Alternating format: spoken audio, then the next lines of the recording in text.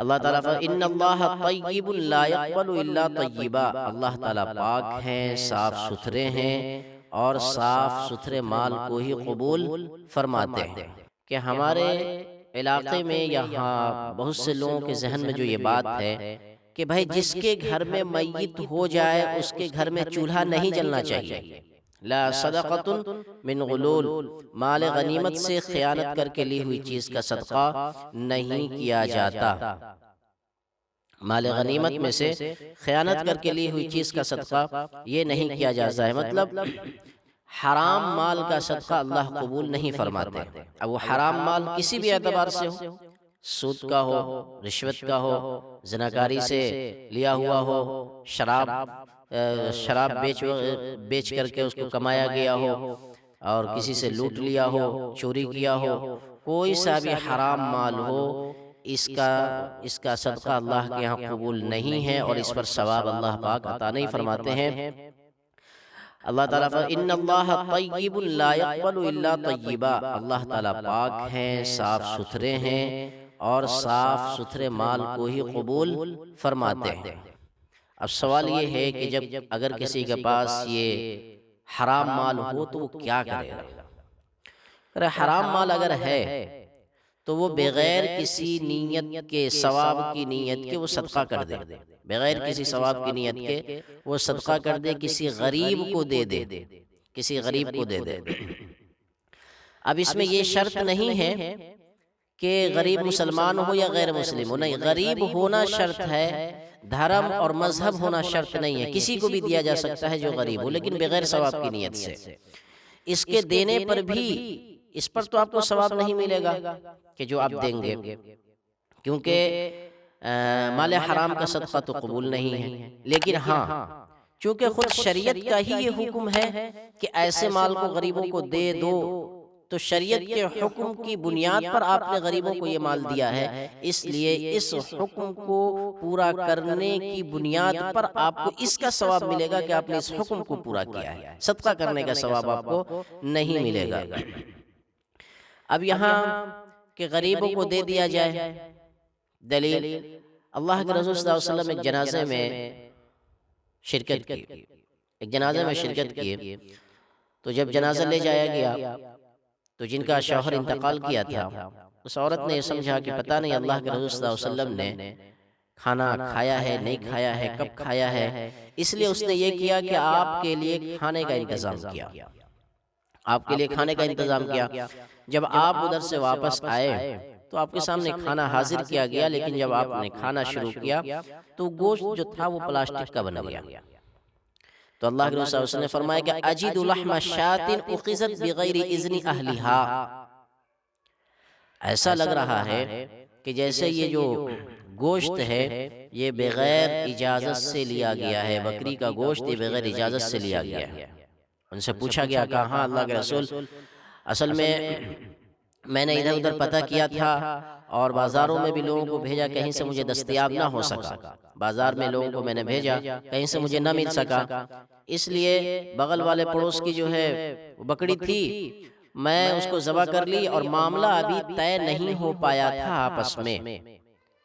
آپس میں معاملہ طے نہیں ہو پایا تھا، اس وجہ سے جو ہے ہم نے، اور آپ کو جلدی تھی تو میں نے کر دیا تھا۔ اللہ کے رسول صلی اللہ علیہ وسلم نے فرمایا کہ اطعمی ھذا الطعام الاسارى، یہ کھانا قیدیوں کو دے دو، کیونکہ بغیر اجازت سے لیا گیا تھا تو مال حرام تو ہوا۔ اب یہاں آپ نے کیا فرمایا کہ کھانا کو، مال حرام کو ضائع نہیں کرنا، قیدیوں کو دے دو، ٹھیک ہے۔ اب یہاں سے چند باتیں سمجھ میں آئی۔ ایک بات تو یہ ہے کہ ہمارے علاقے میں یہاں بہت سے لوگوں کے ذہن میں جو یہ بات ہے کہ بھائی جس کے گھر میں میت ہو جائے اس کے گھر میں چولہا نہیں جلنا چاہیے، چولہا نہیں جلنا چاہیے، تو اس حدیث سے صاف صاف یہ پتہ چلا کہ یہ ہماری جہالت ہے، نادانی ہے، ایسا کوئی مسئلہ نہیں۔ کیوں؟ بھائی یہ عورت نے جو کھانا جو تیار کیا تھا اللہ کے رسول صلی اللہ علیہ وسلم کے لیے، تو کھانا کیسے تیار کیا؟ بغیر چولہا جلے ہی کھانا تیار ہو گیا، انہی کے گھر میں وفات ہوئی تھی، اور اس کے بعد یہ عورت نے خود سے ہی کھانا تیار کیا تھا، تو تو یہ ہماری جہالت ہے۔ جس کے گھر میں میت ہو، ہاں وہ صدمے میں ہے، نہیں پکاتا ہے، نہیں چولہا جلاتا ہے، ان کے اپنا پرسنل میٹر ہے، لیکن اب یہ کہنا کہ کر ہی نہیں سکتے ہیں، شریعت میں ہی نہیں ہے، تو بھائی یہ سراسر غلط ہے۔ اگر کوئی ضرورت پڑے اور چولہا جلانا چاہے تو بالکل جلا سکتا ہے۔ بعض علاقوں میں تو یہ سسٹم ہے کہ بھائی اس گھر میں جس دن انتقال کر گیا تو اب اس گھر میں اگر بنا ہوا ہے تو اس کو پورا کا پورا کھانا پھینک دیا جاتا ہے، نہیں اب اس کو کھانا نہیں ہے۔ اللہ، یہ نعمت کی ناقدری ہے، ہمارے مسئلہ نہ جاننے کی وجہ سے ہم کن کن چیزوں میں پڑے ہوئے ہیں۔ دوسری چیز یہ ہے کہ دور سے آئے ہوئے مہمانوں کے لیے کھانا بنایا جا سکتا ہے۔ یہاں سے ایک مسئلہ اور نکلتا ہے، ایک بات یہاں سے اور نکلتی ہے کہ بھائی جو سود والا معاملہ ہے، سود والا معاملہ جو ہم بینکوں میں چھوڑ دیتے ہیں، ہمارے پیسوں پر جو سود چڑھتا ہے اس کو جو ہم بینکوں میں چھوڑ دیتے ہیں، اس کو نہیں چھوڑنا چاہیے اور کسی بھی قیمت پر نہ چھوڑیں۔ وہ سود والا پیسہ اپنے پیسوں کے ساتھ واپس لینا واجب ہے، ضروری ہے۔ کیوں؟ اگر آپ نہیں لیں گے تو پھر ان پیسوں کو لوگ غلط استعمال کریں گے۔ کیسے؟ انگریز کے وقت میں ہندوستان پر جب انگریزوں کا قبضہ ہو گیا تو مسلمانوں کے پیسے بینک میں تھے، مسلمانوں نے یہ سوچ کر چھوڑ دیا کہ بھائی یہ تو حرام مال ہے، ہمارے کسی کام کا تو ہے نہیں، لہٰذا جو ہمارا پیسہ وہ نکال لیا، باقی چھوڑ دیا۔ ہوا یہ کہ اب ان کے پاس بہت سارے پیسے جمع ہو گئے، لاکھوں کروڑوں روپے جمع ہو گئے۔ اب اس نے عیسائی منشنری کو دینا یہ پیسہ شروع کر دیا۔ اس نے اپنی پوری عیسائیت کی تبلیغ ان پیسوں سے کی۔ علماء نے اس کے بعد سے مسلسل یہ فتویٰ دینا شروع کیا کہ اپنے پیسوں کے ساتھ وہ جو سود والے پیسے ہیں اس کو بھی نکالو، وہاں سے وہاں رکھنا نہیں ہے۔ اب نکال کے کیا کریں گے؟ بولے نکال کے کریں گے غریب کو دے دو، نکال کے غریب کو دے دو، اب اپنے پاس بھی نہیں رکھنا ہے، اپنے پاس بھی نہیں رکھنا ہے، نکال کر کے کسی غریب کو دے دو۔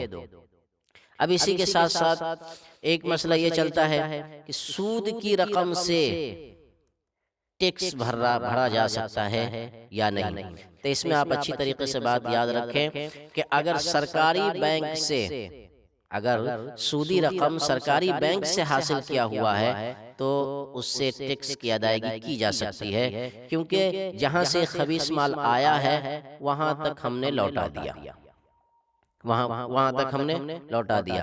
لیکن اگر یہ سودی رقم کسی پرائیویٹ بینک سے یا کسی غیر سرکاری ادارے اور محکمے سے آیا ہے تو اس سے ٹیکس نہیں بھرا جا سکتا۔